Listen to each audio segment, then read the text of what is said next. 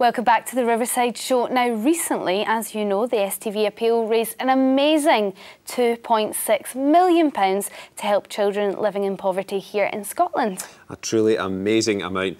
But here in Glasgow, we also have a proud history of helping children in need much further afield as well. And we're joined now by the organisers of Art for Africa online auction, which is looking to do just that. We've got Michaela, Lynn and Brian. Thank you very much for joining us on the sofa tonight. Now, Michaela, tell us a little bit more about what Art for Africa is for and about your charity, Starchild.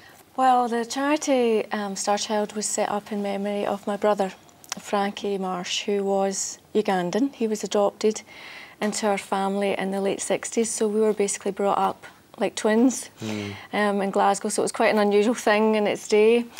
And Frankie died, and it took a while for me to be able to go to Uganda, but it was something I always wanted to do, was go there. And once I'd gone and I'd seen the amount of need, I really decided it was time to start the charity, and with the help of family and friends we created Starchild. And what is the poverty like in Uganda? It's immense. I mean, to put it into perspective, there is as many orphans in Uganda as there are people in Scotland. No. So we work with the most vulnerable children, and one of our main projects is to build a school for these children that would really have no hope of education, because I really do feel that education is the key. So it's quite an ambitious project, but the artistic community have certainly come on board. Yeah.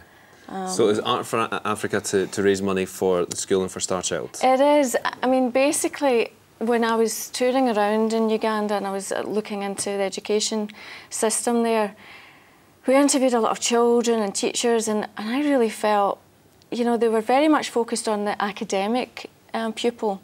They all want to be doctors, lawyers, you know, things like that, and not everybody is academic.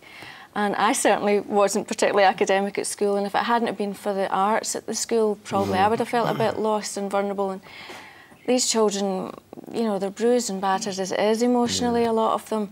And I just think that arts gives them such a, you know, outlet. An outlet, exactly. And it was missing. So we really put a call out to the artistic community here to help us with the programmes that we want to develop in the school. And you've got Mc Tears involved as well, which, Brian, you're obviously the MD. How is the auction going to work? Well, it's such a privilege to be involved in it so quickly after the STV appeal auction that finished a week today, last week. And basically the system is, again, it's the same platform. It's called time bidding. It's a bit like eBay. You put a bid in and go through the platform, which is www.gallery1842.com. That will take you to the Art for Africa auction. You can register very quick. It will take you 30 seconds to bid, 30 seconds to register, and then you can place a bid. You can place a bid as your maximum. If you can only make it now, you're going to be on holiday or whatever, put a bid down, the maximum you want to bid, and the system will bid for you. So it's absolutely simple. There's just over 80 paintings, 80 works of art in the auction. Many have got good bids on them, like the one by Peter House in here. Many are there to be bought for as little as £50 or a little bit more. For a great cause. And Lynn, you're one of the artists involved in the project. We've got a Peter Howson painting there. You've brought some of your work with you. Yes, I've brought along Orchid. It's an original pastel. That's stunning. Which is going to be up for auction. I think it's got a couple of bids already, has it? I think we've got 5 bids on there. Oh my goodness, that's great. Fantastic. £70 is that just now. Well, that's good. I want that up. And Lynn, how did you get involved in the project then? I met Michaela and Ronnie through the powers of social media on Facebook. Wow. And I saw the call out for the members of the artistic community in Glasgow, who are notoriously very generous anyway. And I responded by offering a couple of pieces for the auction.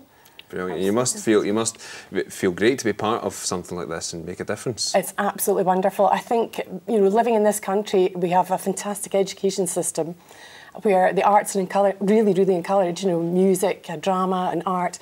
Over in Uganda, this is just not the case, as Michaela told me all about it. So, well, listen, wonderful. It's a great charity, and this is a great initiative as well. And Brian, when does this auction close? And just remind us where we can bid. The auction closes on the 3rd of November, so there's still plenty of time to get bidding, and it's 24 hours a day. Gallery 1842. Gallery1842.com. Brilliant. Thank you all very much for joining us tonight on the Thank you very much. Thank you. Now, earlier on we heard from Colin, who spent the day rummaging around at the Burrow collection, one of the most amazing personal collections ever gathered anywhere in the world. Colin, what's your day been like?